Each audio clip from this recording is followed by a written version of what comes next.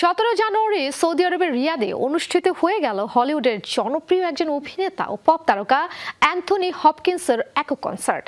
সঙ্গীত ও শৈল্পিকতার মিশ্রণে উদযাপন করা হয় এই অনুষ্ঠানটি। তার এই কনসার্টে যোগ দেন মর্গান ফ্রিম্যান, ম্যাথিউ ম্যাকেনজি সহ বিশ্ব তারকারা। হলিউডের জনপ্রিয় একজন অভিনেতা, পরিচালক, সুরকার ও চিত্রশিল্পী অ্যান্থনি হপকিন্স। দুটি একাডেমি পুরস্কার, 4টি বাফটা পুরস্কার, 2টি অ্যামি পুরস্কার ও গোল্ডেন গ্লোব সেসিল বি ডামিল পুরস্কার সহ অসংখ্য পুরস্কার রয়েছে তার অর্জনের ঝুলিতে। শিল্পকলায় তার অবদানের জন্য 1993 সালে ইংল্যান্ডের রানী দ্বিতীয় এলিজাবেথ নাইট উপাধিতে ভূষিত করেন তাকে। 2008 সালে British academy of film and television arts থেকে আজীবন সম্মাননা হিসেবে বাফটা ফেলোশিপ লাভ করেন হপকিন্স। 17 জানুয়ারি সৌদির রাজধানী রিয়াদে অনুষ্ঠিত হয়ে গেল অ্যান্থনি হপকিন্সের কনসার্ট। সঙ্গীত ও শৈল্পিকতার মিশ্রণে উদযাপন করা হয় এই অনুষ্ঠানটি।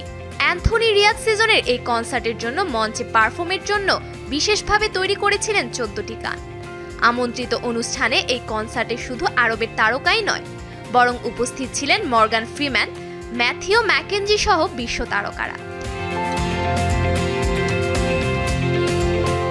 শীর্ষস্থানীয় এই হলিউড তারকাদের উপস্থিতি আকর্ষণ করে দর্শকদের। ম্যাথিউ ফ্রিম্যানের সাথে রয়্যাল ফিলহারমোনিক অর্কেস্ট্রা মিউজিক্যাল ব্যান্ডের দুর্দান্ত পারফরমেন্স আর হপকিন্সের আবেগ গভীরভাবে নাড়া দেয় শ্রোতাদের। ফ্রিম্যান ইভেন্টের অংশ হওয়ার বিষয়ে তার আবেগঘন মুহূর্ত শেয়ার করেছেন। একটি নতুন দেশে আসা খুবই আনন্দদায়ক, আর সেটি যদি হয় সৌদি আরবের মতো শহর। এখানে আমাকে আন্তরিকতার সাথে স্বাগত জানানো হয়েছে এবং সুন্দর আচরণ করা হয়েছে।